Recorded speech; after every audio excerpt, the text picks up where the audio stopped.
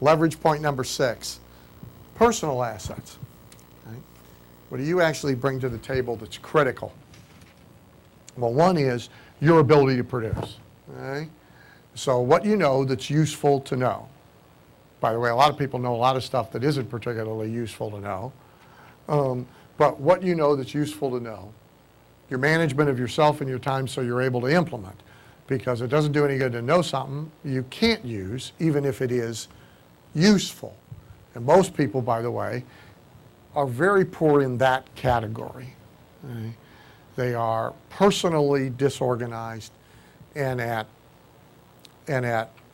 whim of everything and everybody around them. So they're handicapped in implementation. Okay?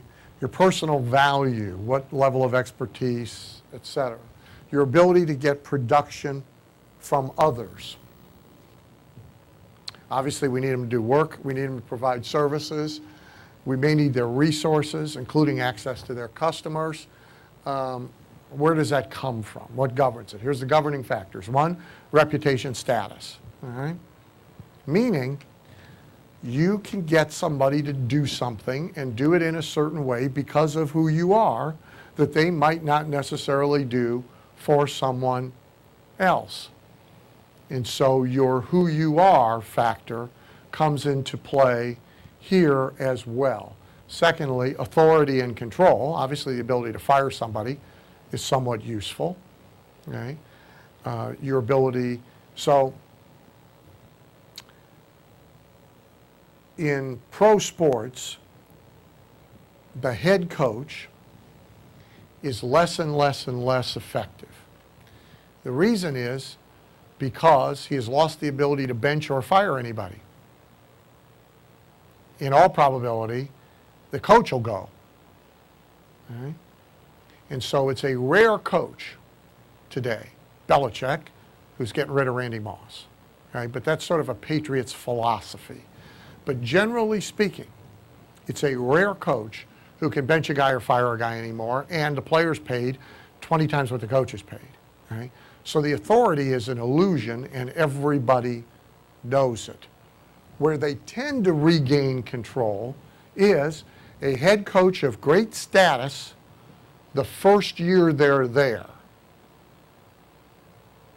So if you brought Parcells into the Browns, he would have enormous impact the first year, less impact the third year, and by the third year, he'd have little or no control over him anymore, unless he was restocking the pond with young players.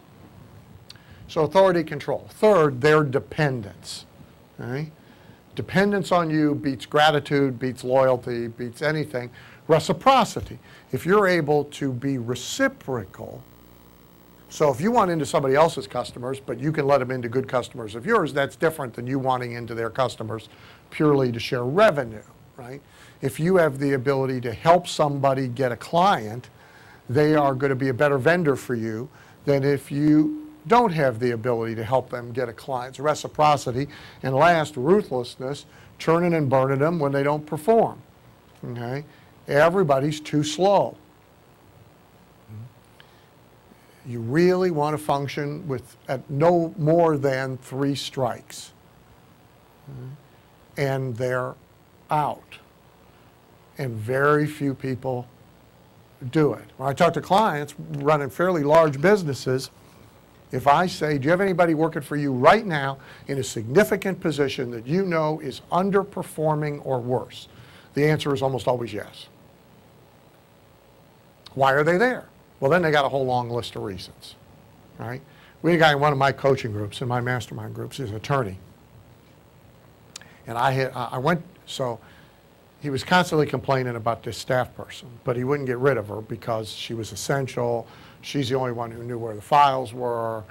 He had a long list of reasons, right? And I actually visited his office, and you couldn't have a more toxic, harmful, horrid person in this position if you built them from scratch like Frankenstein in a laboratory, right? I said, this woman has got to go, like now. Oh, no, I can't remember. It took 2 years. 2 years for us beating him up, for him to rid himself of this woman. Every meaningful number in the business went up almost overnight. Appointments kept, ratio to appointments made, conversions, case size, everything. I mean, she was just glowing green toxic, this woman. Okay? But if you ask somebody, so vendors, I'll ask somebody running a decent-sized business, have you got a vendor who is consistently underperforming, disappointing you, late, screwing things up? Yes. Why? Right? 3 strikes and you're out, ruthlessness. And then last, constructive attitude. So we operate with these circles. These are in the business success book too, when we talk about personal assets. Right? So you have, hopefully, you have an inner circle of confidants, associate, spouse perhaps, a really small number of people who you can absolutely rely on and probably have reciprocal value with, if not monetary value, other kinds of reciprocal value. That circle, of course, is necessary, and it also has to be very, very, very closely guarded, and you have to be very, very selective about who you let in. Next, we have experts, specialists, people we'll rely on to bolster our knowledge, right? So who you pay attention to, which in your case hopefully includes us forever, but also you should be selective about this. And a lot of people are pretty indiscriminate. They will either hop around to whoever's waving the new bright shiny object. They'll go where there's a fad. They'll go to whoever's popular. There's a good litmus test for this, right? The litmus test is their expertise experience-based and relatively contemporary? Right? So the sales training world is full of people who sell only in their memories, and they haven't done anything but sell their own sales training for 30 years, or worse, they've never sold at all. It always astounds me that a book on selling gets popular written by a college professor who has never been a salesperson. Or a book on management gets popular by a college professor who has never managed anybody. How can this be? It is in your religion, it is going and getting the premarital advice from the priest. I have always found it amusing, right? When my stepdaughter, our daughter got married, so they're going to, I forget how many weeks, do you know? You got to go to like X number of weeks of counseling sessions with the priest before. Do you know what the number is? No, to get married. Yeah, it's like 6 weeks, right? And I see this guy, not only is he a priest, which is humorous in and of itself, I think, but he's like Doogie Howser priest, right? He looks like he's 14, this guy. I'm going, you have got to be kidding me, you know? I mean, of all, at the opposite end of the spectrum are the relationship advice dispensers who, of course, can't sustain a relationship for any period of time at all. My favorite being John Gray and Barbara DeAngelis, who are divorced from each other, and one's been married 5 times and the other 3 times, and they hate each other. So some selectivity here, right? 3, liaisons and conduits. Now you have a circle of people who can get you to other people, right? Now, this selective criteria there is purely, can they get you to other people, right? They don't necessarily have to be somebody you like. They don't have to be somebody you want to like be continuously in a relationship with.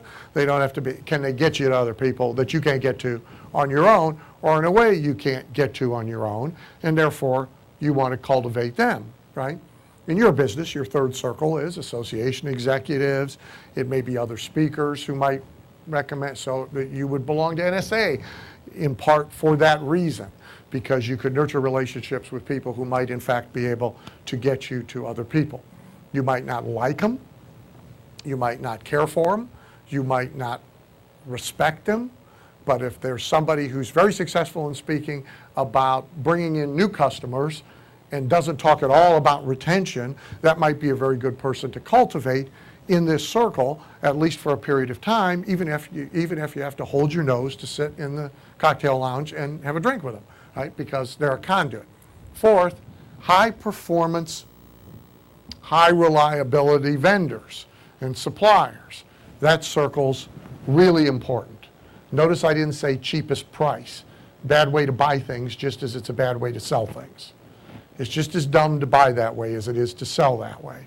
Okay? Because your time and your business should be of sufficient value that you don't need the cheapest price. You need high reliability, high performance. Okay? Fifth, a looser group of mentors, coaches, consultants, peers, colleagues that you pay attention to. Okay? Just as sort of a general source of information. Sixth is your dialogue with the dead, meaning books you read, CDs you listen to, including those that have historical base, not current base. Now, you increase your personal value. Understand this. You increase your personal asset value by how good of a job you do managing each one of these 6 circles. Each one has dramatic impact in its own way. And so how good of a job you do at managing these 6 circles is important. The other thing to know about it is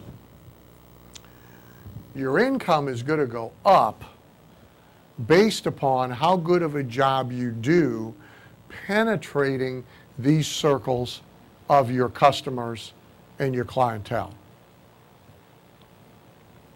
Your income goes way up if you're in their innermost circle. Price is completely irrelevant.